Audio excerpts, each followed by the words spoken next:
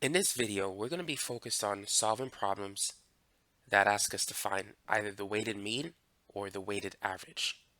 So let's begin with this problem. So we want to calculate the weighted mean of the sample of numbers shown below. Well, first, let's calculate the mean of those numbers.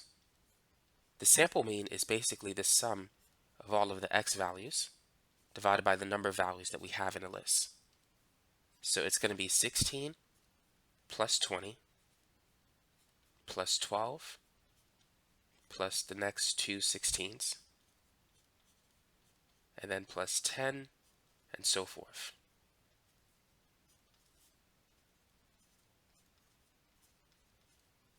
And I'm running out of space here. And we have a total of 10 numbers, so n is 10. Now let's get the sum of those 10 numbers.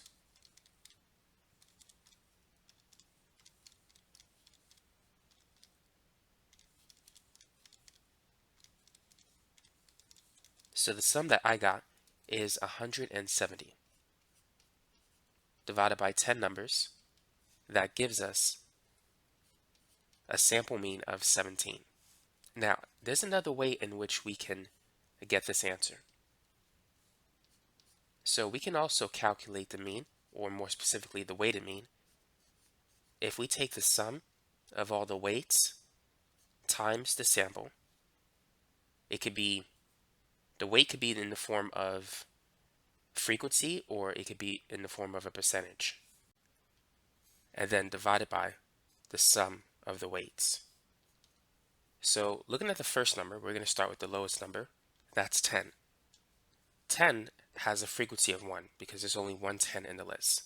So its weight is 1. So this is going to be 1 times 10. The next number is 12. It also has a weight or frequency of 1. Now the next number, 16, there's 4 of them. So it has a weight or frequency of 4. So it's going to be plus 4 times 16. Next we have 3 20s. So it's going to be plus 3 times 20. And then we only have 124. Now we need to take the sum of the weights. So that's 1 plus 1, which is 2, plus 4, that's 6, plus 3, that's 9, plus 1, that's 10. So the sum of the weights, or frequencies, is 10 in this example.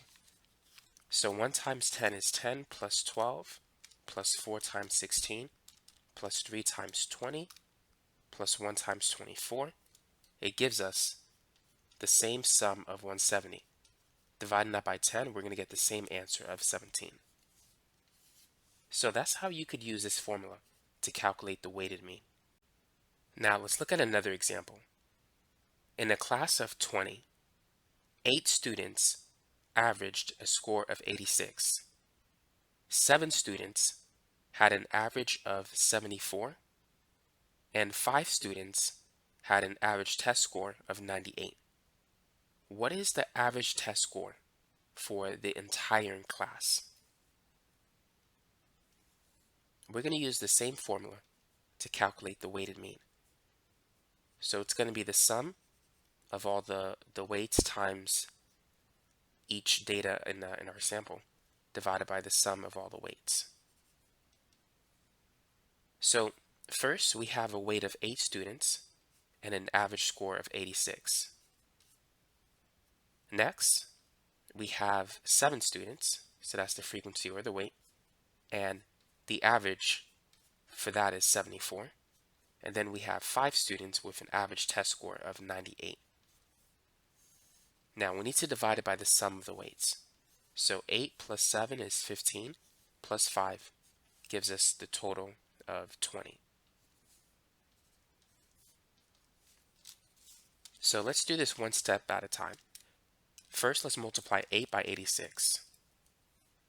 That's going to be 688. Next, we have 7 times 74. That's 518. And then 5 times 98, which is 490. So taking the sum of those three numbers, 688, 518, and 490, we have a sum of 1696. Dividing that by 20 gives us a weighted mean of 84.8. So that is the average of all the test scores for the entire class. Now let's move on to our next problem. Number 3. In a certain college, 20% of students have an average weight of 140 pounds. 35% of students have an average weight of 160 pounds. 30% of students have an average weight of 175 pounds. And 15% of students have an average weight of 195 pounds. All right, so that's a lot of information. But based on this data, what is the average weight of all students in this high school? So, based on the last two previous problems, you know how to do this one. Feel free to pause the video and try it if you want to. So we're going to follow the same process. We're going to multiply the weight by each data in the sample, or in this case the average, and then divide it by the sum of all the weights. So we could say X would be the average weight in pounds, W would be the percentage that corresponds to that average weight. So for the first one, let's write this out as W1x1 plus W2x2 plus W3x3 and so forth.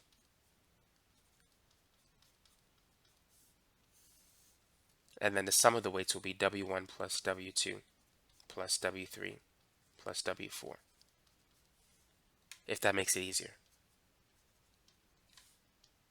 So for the first part, we have 20% of students with an average weight of 140 pounds. The 20% will be the weight. X1 will be the 140 pounds. So we can write W1 as a percentage, 20%, and so the total would be 100%. Or we can write that as a decimal, 0.20, where the total would be 1.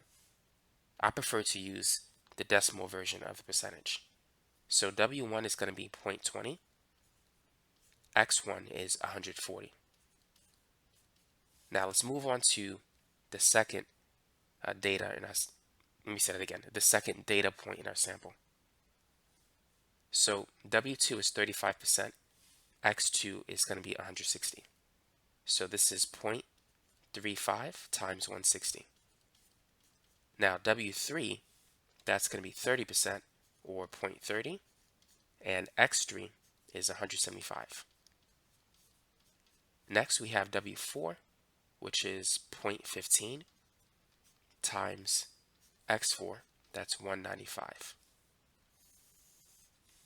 So if we were to add 0.20 plus 0.35, that's 0.55 so forth, and then plus 0.3, that's 0.85, plus 0.15, that's going to give us 1 or 100%.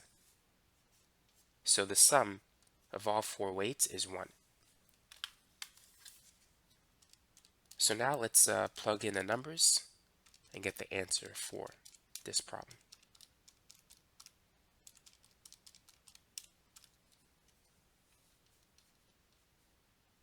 So the weighted average for this example problem is going to be 165.75 pounds.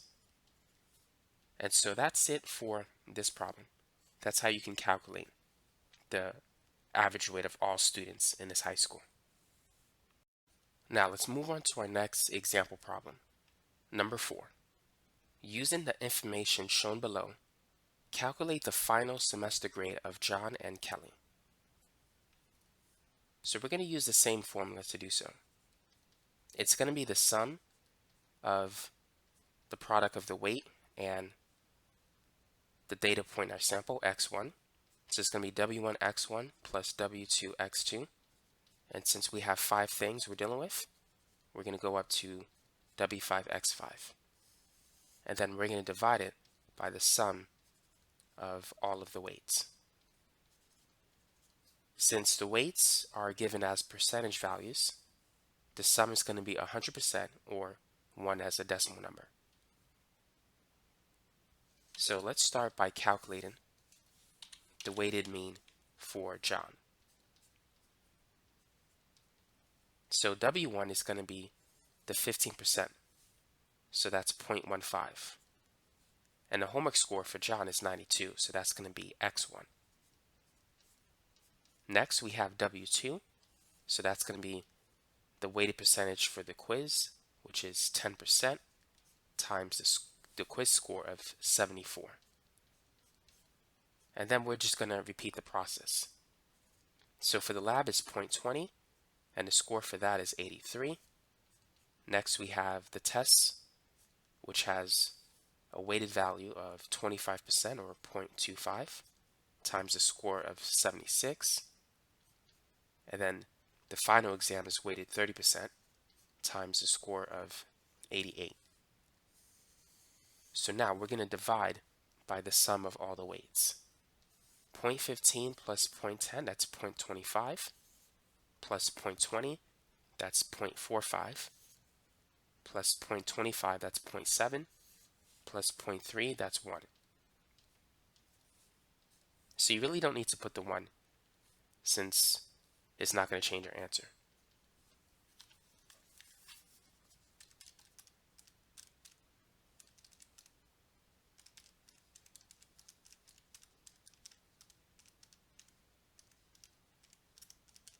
So this comes out to be a final exam score, or rather a final semester grade of 83.2 for John. Now let's do the same thing for Kelly. Feel free to pause the video and try it yourself.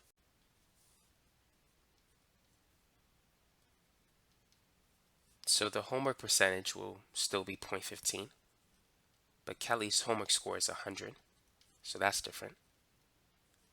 And then for the quiz, it's going to be 10% or 0.10. Her quiz score is 82, and then it's going to be plus 0.20 times her lab score of 95, plus 0.25 times her test score of 70, and then plus 0.30 times her final exam score of 76. And we don't need to divide it by 1, so we can just leave it like that. So all we got to do is just plug these numbers into the calculator and see what the final result is.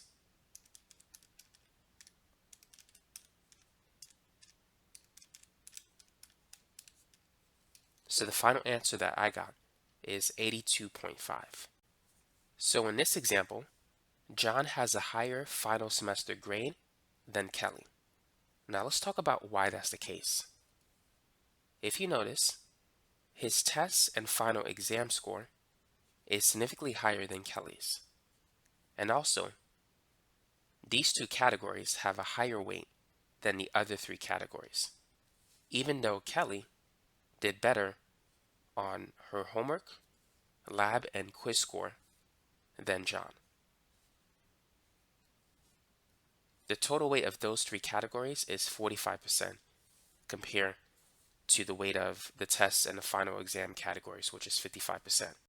So because he did better in areas that weighted more or that carried more weight, his score was slightly higher than Kelly's score.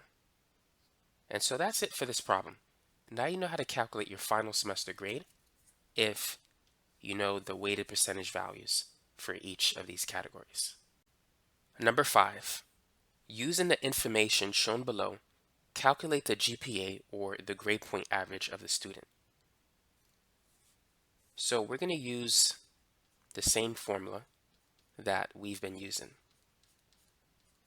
W1x1 plus W2x2, in this case, all the way to W5x5, divided by the sum of the weights. Now we need to determine what's x and what's the weight. We want to calculate the average grade point, or the grade point average, not the average hours. So we want the average of the points. So the points will be x, the weight will be the hours.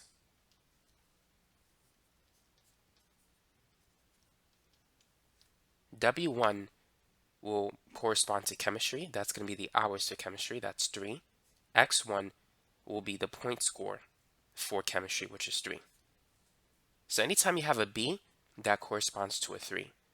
An A corresponds to 4 points. A C corresponds to 2. And the credit hours of the course, it just depend on, what type of course you're dealing with. For a lab, it's a 1 credit hour course in college, at least the college that I went to. A typical chemistry course could be 3 credits. Some may even be 4. But let's go ahead and finish this problem. So W2 is going to correspond to physics. That's the hour credit for physics. And the score for that, X2, the point score was 2. Now for W3, it's going to be 1. And the point score for that is 4. And then for W4, calculus, it has 4 credit hours. He got an A in the class, so that's 4 points. And then W5, it's 3 credit hours for English times 3 points for a B. Now, we need to add up all of the credit hours. So it's going to be 3 plus 3 plus 1 plus 4 plus 3. So that's W1 all the way to W5. So now we could do the math. 3 times 3 is 9. 3 times 2 is 6. 4 times 1 is 4. 4 times 4 is 16. 3 times 3 is 9. And then we have 3 plus 3, which is 6, 7, 11, 14. So we have a total of 14 credit hours. So 9 plus 6 plus 4 plus 16 plus 9, that's going to be 44. Divided by 14.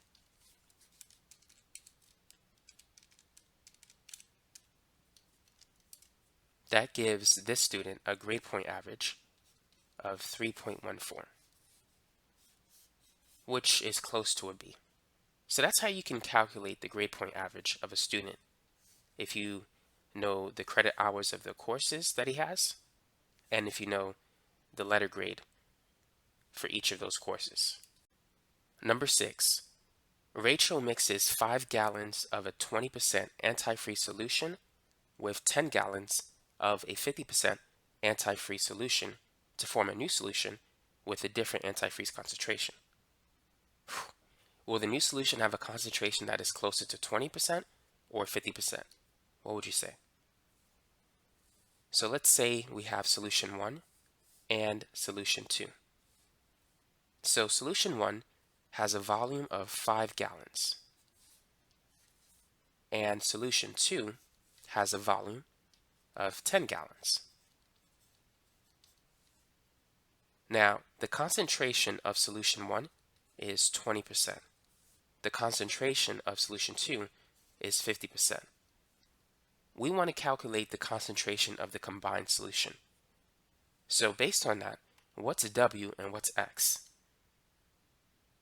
X is what we want to find the average of. So this is X1 and that's X2.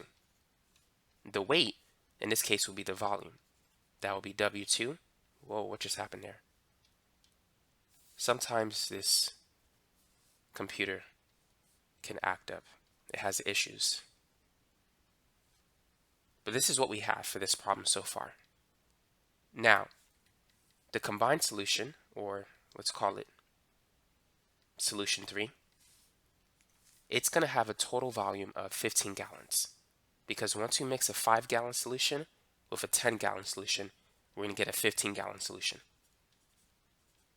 What we need to calculate is the average or the weighted concentration of that solution. Now, if you were to average 20 and 50, assuming they have equal weights, the midpoint of 20 and 50 is 35. Now, because the weights are not equal, we know the answer won't be 35. But is the answer closer to 20% or is it closer to 50%? What would you say? So take a minute and think about that. Will the average concentration, the new antifreeze concentration, Will it be between 20 and 35 or 35 and 50? Now notice that solution 2 carries more weight than solution 1. Therefore, the combined solution should have a concentration somewhere between 35 and 50. And so I'm going to write that. It should be somewhere between 35 and 50% because solution 2 carries more weight than solution 1. So it's going to be closer in concentration to solution 2. So now let's calculate the weighted average, or the new concentration of the antifreeze solution. So it's going to be the sum of the weights times, in this case, the concentrations divided by the sum of the weights. So it's going to be W1x1 plus W2x2 divided by W1 plus W2.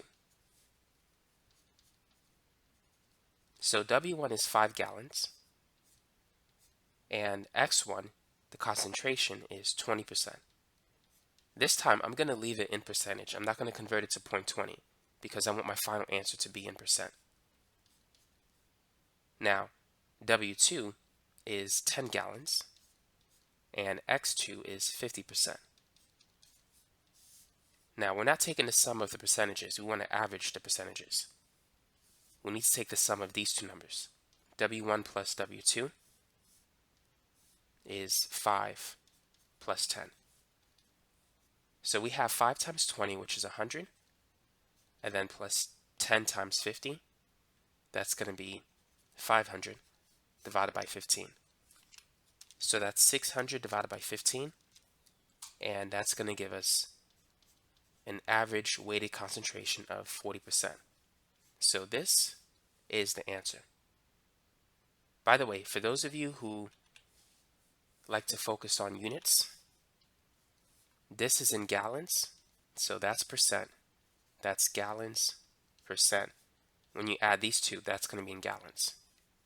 So the unit gallons will cancel, leaving behind the unit percent. Now, as we could see, our answer is well within this range. It's between 35 and 50%.